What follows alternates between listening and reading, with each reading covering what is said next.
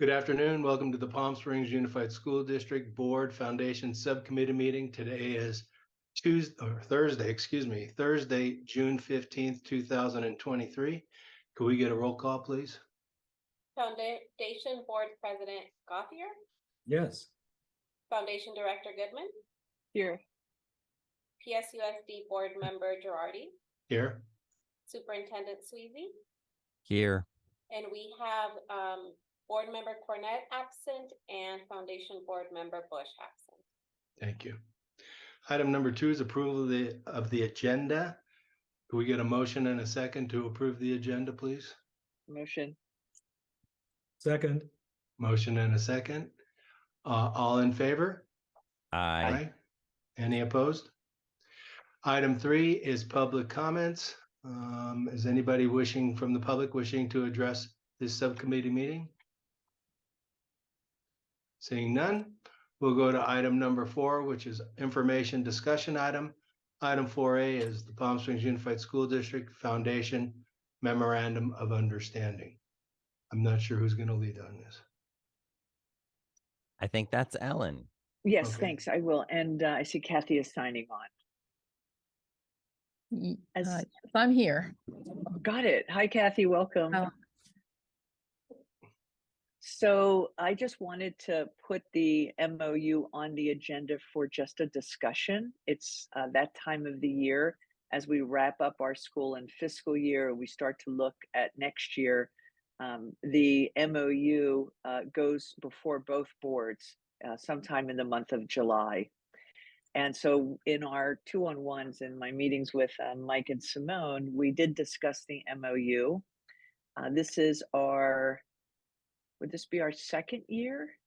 This will be our third year of putting that MOU. So in year 1, when it was I'm just going to give a little bit of background if that's okay. And the first year that we put all of this together, we had put placeholders. They were intentional, the placeholders around dates and around other things. And we said that we would work through the first year to see, how those aligned with the actual productivity and project based. In year 2, we decided to keep everything the same as far as the dates and meetings.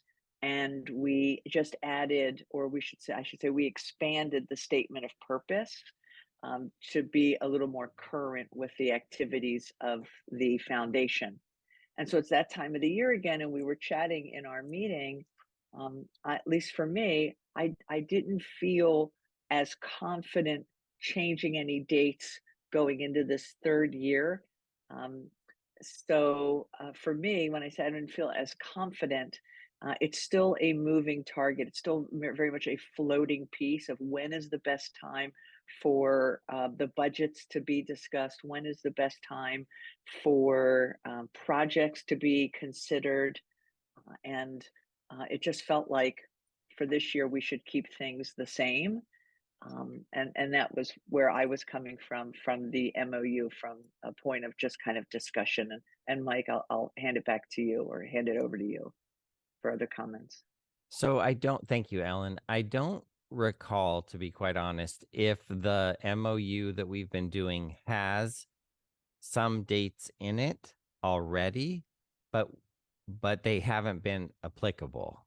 And right. And I asked Erica to just either she could pull it up or she can send it to us. I understand the benefit of making no revisions, but if there are currently dates in there, I would really just prefer for us to say quarterly and not give dates, because I just feel like having a date in there and not meeting it just doesn't feel great to me. It's okay, nothing bad happens, but and again, I just don't, to be honest with you, I don't recall. I'm trying to pull it up. Yeah, there are specific dates. I have it right here. Yeah. And so if you want, I can share. No, okay. I mean, yeah, I think so. It's the dates that are not later than February 1st, not later than February 28th, not later than February 15th. Right. And what is do these dates pertain to?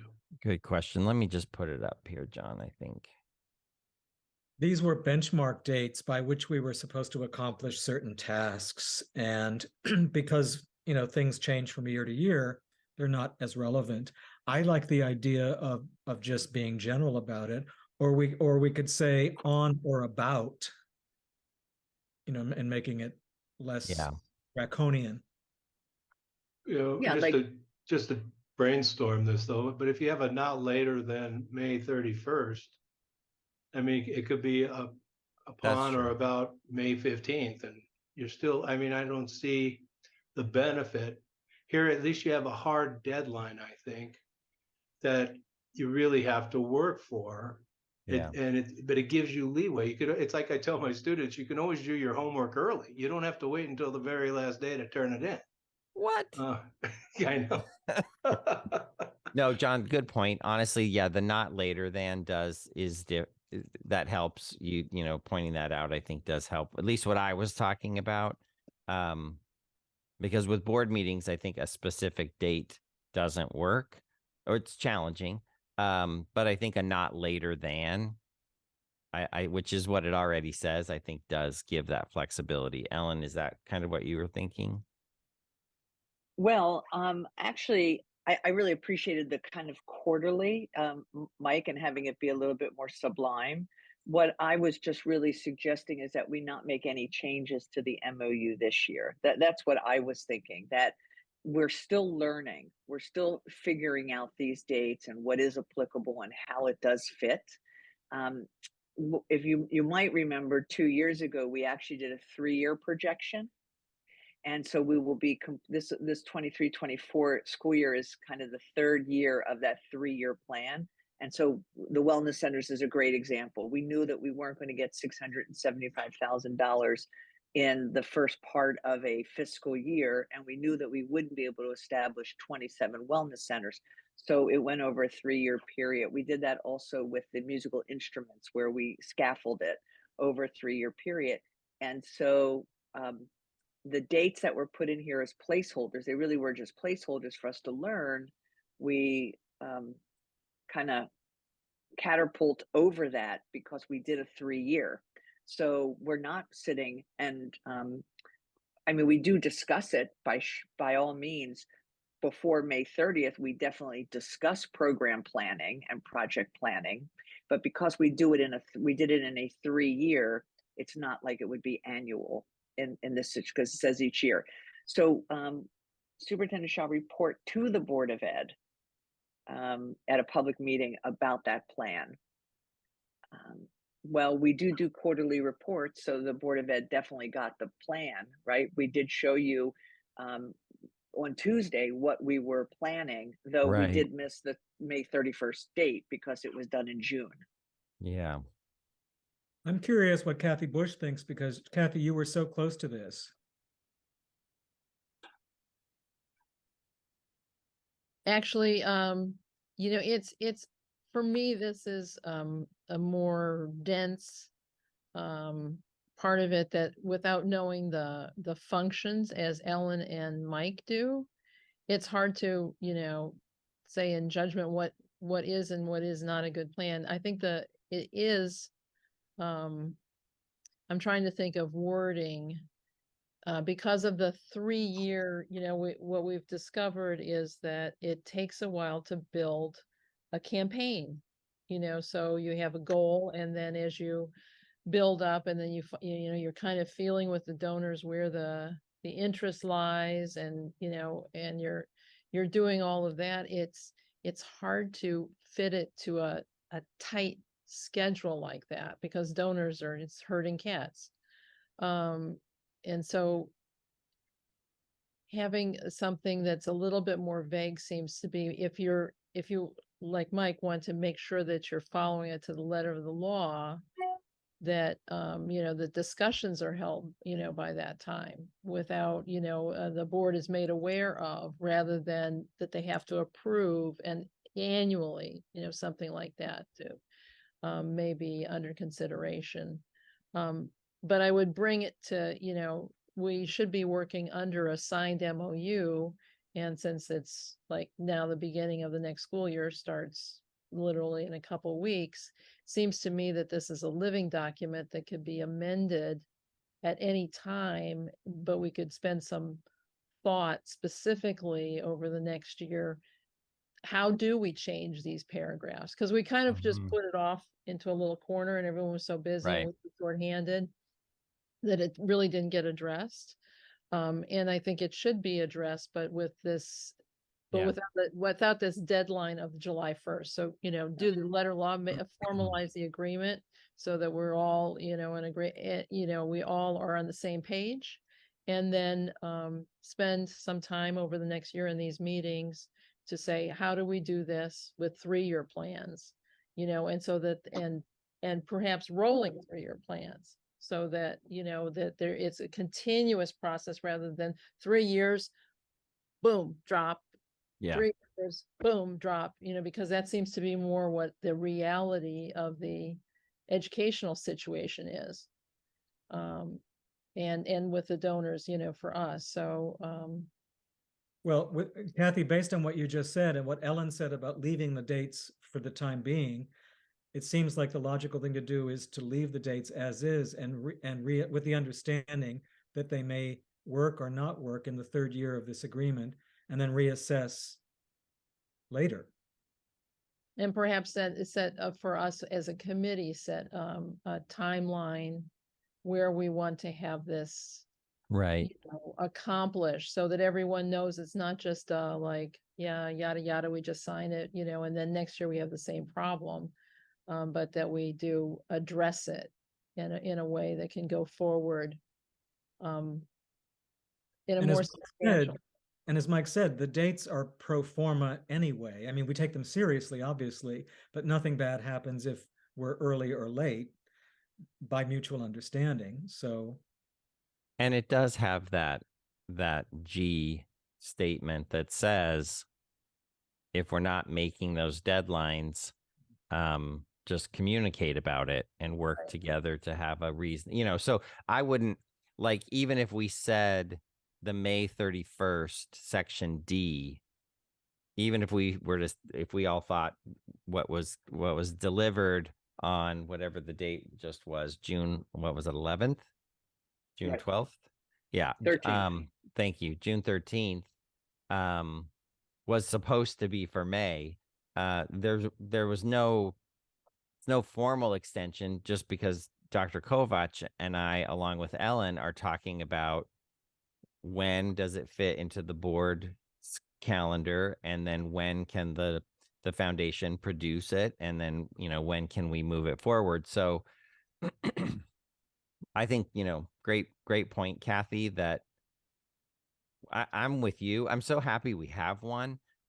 And I think what I don't want to happen in the medium to distant future is that we don't make adjustments along the way. And so we end up 5 years down the road with like saying, oh, we don't do any of this. And then Right. we're trying to create a whole new MOU that's more reflective of how things have evolved. But I agree. Ellen's recommendation was to leave it. And I see to leave it at this point, renew Yes. the MOU between the district and the foundation, and then continue to kind of build together what the real working yeah, and relationship. it makes sense. If you, I was just going to say it makes sense to make any adjustments we make in the 3rd year of a 3-year Sure. agreement rather than in the 2nd. Yeah. right, I agree with that. Erica, can you go to A, because we're sitting on D, E, F, and I think it's a little more challenging up here. If we look at 2A, I mean, it really starts within February, really working on this proposed plan and the fundraising plan. And I worked very closely with Sandy on this. And Mike, we were in those meetings with Sandy where it was really just agreed we would just put dates down. And so February, even I think at the school district level, or most businesses are not looking at February when their year starts in July, March, April, right? I mean, I'm just trying to, Right. want to be a little bit more, I want to have a little more accuracy. Well, Ellen, And it's not later than February. And as John said, it could be September. Well, and my memory though of this one in particular, I don't disagree, Ellen, except I think my memory of this one in particular, and that it's actually a 2-year, it's like an 18-month forecast. My memory was that the concern around this was if there are programs that involve staff, like for example, Santa Monica Malibu Foundation pays for the music teachers. And we have a discussion that says, hey, we're not able to fundraise enough to pay for these positions, that the district would have that conceptual notification well in Ahead of time. advance, because it's the Right. second year out. That, to me, that's what I remember about this piece, is it was almost like it would serve two functions. One, an early warning system, but also a projected. So we're not just going with the flavor of the month, but hey, we really want to focus on innovative technology. And so we would like the foundation to continue to work collaboratively to build a funding model for innovative drone and robotic AI technology. And it could just be that, like that. I mean, just saying, hey, that is a potential program that we would like assistance funding. It doesn't mean we don't address needs as they arise, but I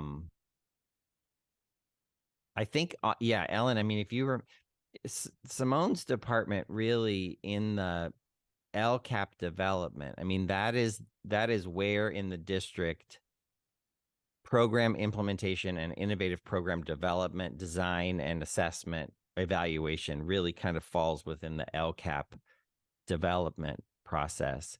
And February 1st is early, wouldn't you say, Simone? Yeah. Yeah, that's what it felt. Yeah. I also want to say, Mike, that when we put this together, this is in a perfect world. Yeah. In a perfect world, we would spend a whole year fundraising for the next year. Yeah. And that's why some of these dates, like you said, Mark, like some of the dates were there. And Mike, like you said, so if we were fundraising for an entire fiscal year for the next year, we started in July. By the time February rolls around, we should know whether or not we are on target for the next school year to be able to fund those programs. Yeah. And that's really was how that was the intentionality behind a number of these. We haven't been able to do that because every single year we're plugging out dollars. We're raising money in that year for that year. Right. Except for the scaffolding, like the wellness centers and the musical instruments. And I'm glad you mentioned those two, because really part of what I love about this district and our board's value is, if we know something's good, we don't want to wait 18 months to start doing it. Like, so if we think wellness centers are a good thing, we don't want to wait to raise the money for all wellness centers before anybody gets a wellness center. And so in a way, I mean, that's how we work. I think the foundation and the district are working so well together right now, because now we want to end date as soon as possible. Like we don't want a 5-year implementation, but we also, gets the ball rolling. And as you've taught me, Ellen, that helps with funders. They see a sample of what it is, and they see the benefit and they see a need. Here's a school that doesn't have it. And they don't want money to sit in the bank. Yeah. They do not want that. That is a big thing. And so go ahead, Kathy. I'm sorry. No, I was just going to say, if you look at February, there's a kind of not a taint, but there's an overtone of all of that fits the ed model of the Malibu Santa Monica district, where by August we're handing over a big check that pays for all of these different programs, whereas in reality what happens as we get the money, we don't hold on to it. Right. We buy those keyboards, we buy those guitars. We're doing that continuously. So it's just, when you say not later than August 31st, it's, like the things that you're going to be using for that school year have already been paid for way back when we raised the money, for it. So the district has it coming in. So we don't wait until August, actually. So in terms of how the money flows into the district. This document suggests that we're all holding it and then we dump it, in by paragraph F, that we dump it, in August, where in fact we're constantly supplying the district with that money. As soon as we get it, we give it over to you, we pay, we buy those things. And so there has to be a way where we can craft the reality of that, of apprising like where we are in that process. Kathy, I think what we're saying is that we all realize that as fundraising has evolved over the first 2 years of this 3-year plan, and it's very robust, we're all learning that there are some things in the MOU that are perfect and some that are imperfect and irrelevant, in fact, to the way we're evolving. But I still think it makes sense to leave it as is and then to reassess it in the third year of its existence, especially since we have to approve it on the 29th in our June meeting to go forward for the year. I agree. John, what are you thinking? I think you go another year like this. I think it's wording, because you're right, Kathy. I've read that clause, and the foundation will hand over a check by August 31st. It doesn't work that way. However, you are meeting that obligation by buying the programs and the supplies and so forth by August 31st. So it's not like you're not meeting the obligation. The money is being used for its intended purposes by that date. But maybe that could be rewritten where you're not handing over a check, but you're going to buy the services or the supplies or whatever you're buying by August 31st to implement in the next school year. I think that's a good point, Yep. John. I do too. Well, So I agree with you guys. Let's keep it the way it is this year, and let's watch these dates. I don't really know your operational calendar and as well as you do. And if there are some dates from your operational standpoint that don't make sense, we certainly can revisit that. The dates I looked at real briefly, some of them pertain to the PSUSD board, and that you guys, the way you're involved is we're prioritizing some things we'd like to suggest to you. And I think that was by February or April or something like that. I forget the date Yeah. now. So, and then there was a couple dates after that are on your side of the fence, and that you guys know better than I if those are doable. Yep. Yeah, and my reason for bringing it up this month and having that discussion is it does state in the MOU that July, both boards will vote on the continuation of it. That it is an annual, so this is kind of the annual time to revisit that conversation, which is why I requested it to be on the agenda, because our board will want to, if not at the June meeting, Mark, then definitely at the July meeting. And if we have to vote on this at the July meeting, it'll be July 11th. July It's 11th. the only meeting we have in July. Yeah. Right. Should we try to do it in June, Kathy, or do you want to wait till after the school board does?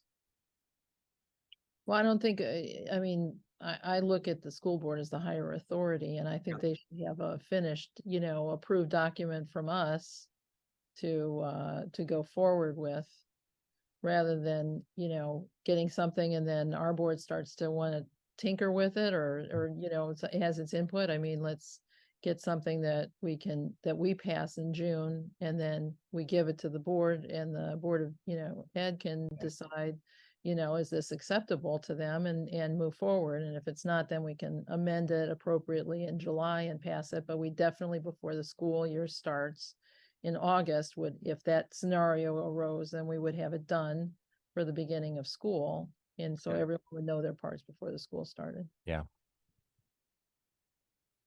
Okay, so if I'm hearing this correctly, then we will put it on our agenda for our June board meeting. We're suggesting that we keep it as it is, and that we will, this is the year that we work to, if any changes or modifications need to be met. And, okay, yeah. Yeah. And if I may suggest, maybe, as we have our meetings, as we pass these dates, if they're providing a challenge, maybe at an immediate meeting, you bring it up instead of let's waiting until the end of the year. Yeah. Because then we could address it right then and there. Excellent point. Right.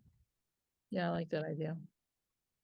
What about the I'm still scrolling, just checking the clause, which I just lost, but E8E on page 6. This agreement shall automatically renew on July 1st each year Oh, automatically. So it doesn't need to be voted on? unless terminated by either party by not later than the preceding June 30th. Send written notice to parties 30 days prior to the. Again, I think to Kathy's point, right? This is a Frankenstein MOU that's, sewn up pieces from other places, but I actually, again, I don't want to bog us down right now, but it might be beneficial to not have to sign this every year. I mean, we can continue to amend it, but like, I don't know that the work of signing, this is just my opinion. I don't know that the work of signing this is worth 1/12 of our year's work. Like, that you have to spend June reviewing it with your board, and then I think if this subcommittee recommends amendments, which there's a section on amendments right above. I was going to say I had actually forgotten that we decided not to have it renewed every year, but just at the end of every term of the agreement. Yeah, I'm sorry, I have not read it. If I did, it was a while ago, and I don't remember the specifics. Is it a 3-year MOU that's Yes. renewable annually for those 3 years? No. I don't believe it is. It says it is automatically renewed. So that means, and I'm mistaken, and it's like a bylaw. I've done bylaws for so many decades. You pretty much know what the bylaws are, but I don't memorize them, and I always have to go back to them. So it says Sure. this agreement shall automatically renew, which unless it's terminated. So it does not have to go in front of either board every year because it automatically renews. Yeah. Because Is the there a amendments, term? Is there a specific term for this agreement? I'm going to scroll back to the top so everybody look away if you get seasick, but I don't recall that. I don't believe so. So it's entered on June 2020. Mhm. We revised and signed September of 22, right? Right there. Right, put your name on it and. Yeah. But that's right. Changed it from Right. Sandy to me. And but we added then our little paragraph. You to it. added. So I think honestly, the amendments are what we're talking about. If there are amendments, I think it's that we bring they go back and forth between both boards. We reach agreement in writing, and then we update the agreement. And then I would say we re-sign it with the amended parts. Donor relations.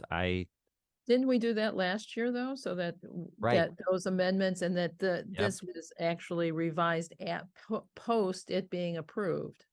So the 9/16 is that I think it did it in revision. July and August last year. And so that it was, actually amended and by both boards. So We here's this and we went back and forth. Maybe it's this line right here, Ellen. Annual review / approval. That's the title of section 8. So it's the audit, making sure that everything's fiscally sound. So the superintendent would report to the board about any changes I would recommend. This is all about amendments, and then the next item, the last item in that section is E, which is this agreement shall automatically renew unless terminated. Yeah, or unless there's an amendment. Right. You know what I think happened, guys? What happened was separate from the agreement, we came up with a 3-year fundraising plan. We were going to raise this money first, second, and third year. And in our mind, that meant that there was a 3-year end date to this agreement, which there in fact is not. I'm a little embarrassed that I forgot that. Happens to us Well, all. we are doing our due diligence. We are reviewing it. Right. Yeah, we are. I'm going to stop sharing if that's Yeah, okay. thank you. Yeah, so Yeah. I think E says it right there. It doesn't have to actually go to, it just renews automatically. We can still put it on the agenda for the foundation board, just to say we did review it. We've had a discussion. It renews annually. At this time, we're not making any recommendations for any, augmentation, any changes or anything. So I feel pretty good about that. Me too. And I don't know if the school board needs to put it on their agenda as a conversation. For us at this foundation board, it's appropriate, but I don't know if the school board, that would be appropriate for the board. Well, from my perspective, if we're not making any changes to it this year, I don't see why it needs to come to the school board for approval again. We've already approved it. Now we're going to monitor it, particularly for the dates that are stipulated in there, and then we can make changes next year, and then it would come to the school board. Yeah. That seems appropriate. I mean, if that's what you'd like to do. Yeah. I think that's that's an appropriate way. We took the long way around, but it worked. We got there. Right? Mike, thanks for bringing up that final point. That Yeah, really, no that problem. says it all. Thanks, everybody. Yeah. Okay. Sorry, I will I return. got to minimize my screen here. So we're done with item 4A. That takes us to item 4B, 2023-2024 meeting schedule. So Erica, do you have this to put up? I believe we talked to Ellen can chime in or Dr. Kovac, but pre-pandemic days, there were 2 opportunities during the year where the school district board and the foundation board, we would have a joint meeting. It was actually a school board study session, an agendized study session. And so in looking at the calendar for these subcommittee meetings and wanting to bring back that opportunity, I think everybody I talked to, remembers those very fondly. This, Erica, do you mind making it a little bit bigger? Mike, is that the most recent one?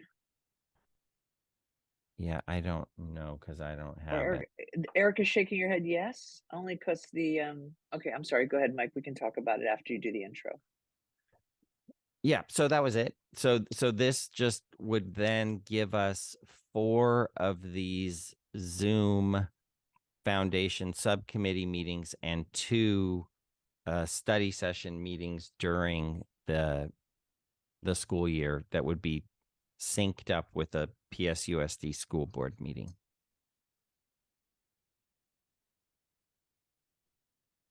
I like it.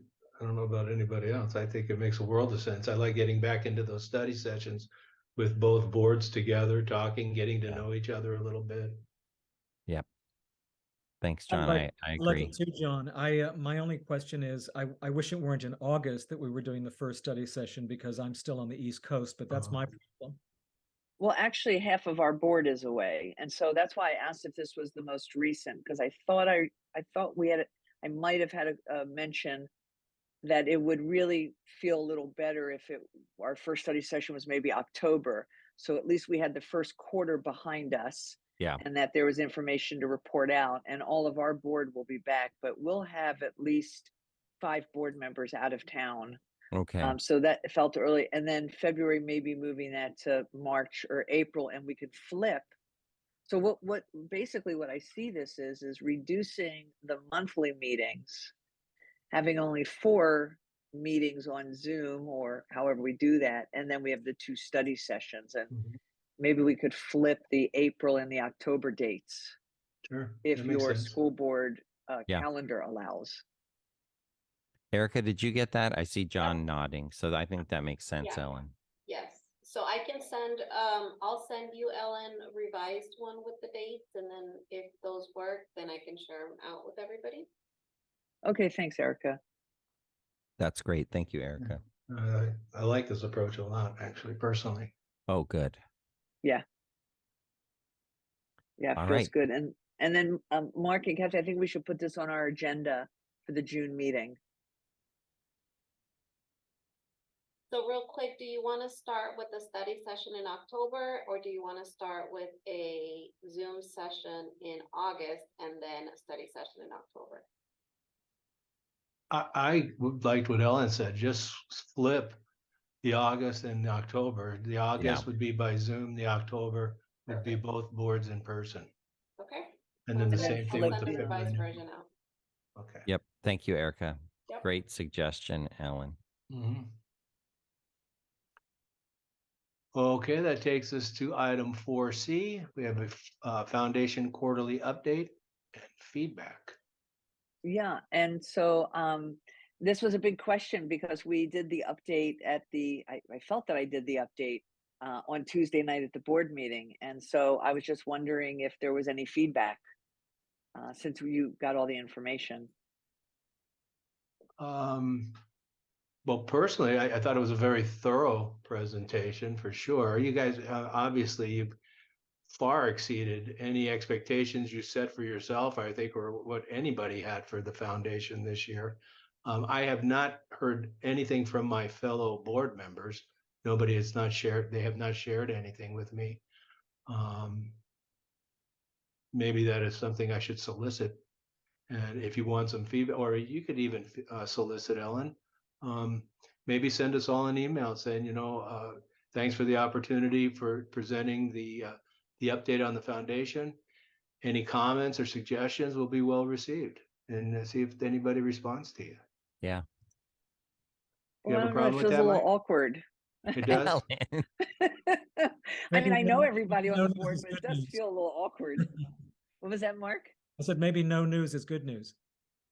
Yeah, right. Yeah, I mean, we can tell you that you did a great job. I mean, I think you did. I think it was very thorough, as John Yeah. said.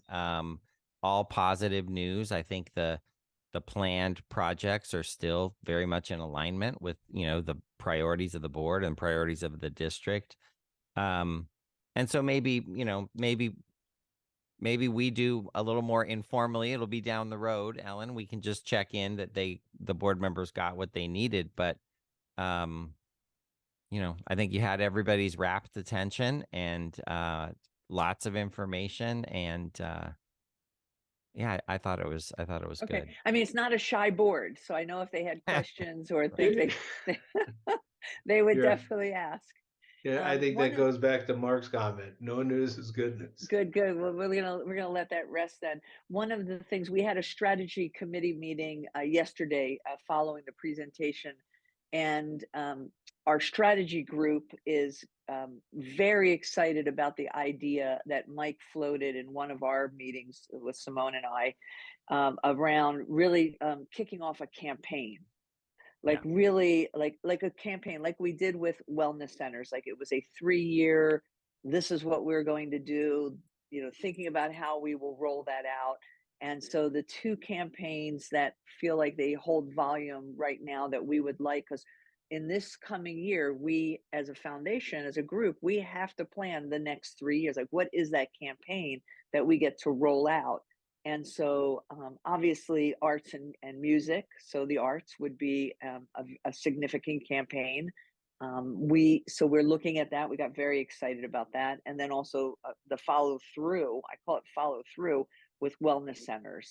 And that is the long-term sustainability. There might be other campaigns that the district is seeing as an opportunity that we hope that we'll hear about. But that is something that our organization is going to start to wrestle with, and that are these very large campaigns that we roll out. And Right. we felt optimistic. At least the strategy group felt optimistic. Good. And the strategy group is going to turn into right now the fundraising committee, because we have a chair for the fundraising committee, but nobody volunteered to be on the fundraising committee, and which is not unusual. But we have got 2 new board members who will be starting in July, and they are a part of the fundraising team. And so that's where our focus will be. Yeah, thanks, Ellen. I'm glad that was well received. I think what we even talked about was just to share with with everybody in here, almost like a thank you, look what we've done together. Like look at these wellness centers that have been outfitted and developed and implemented, and thank you, like a big public thank you, all the donors who've helped make this partnership happen. But the work's not done. Like, right? So we still have students still have ongoing mental health and social emotional wellness needs. And so thank you for this, but now we still have to keep working on that. And I think that might be a nice way to message it. And the other idea you came up with was for the arts, for music at least, was if possible, maybe have a small recital with the ukuleles, the recorders, and invite community members and say, look what we've done, and Yeah. this is our growth mode. Yeah. And then kicking off another campaign. Yep.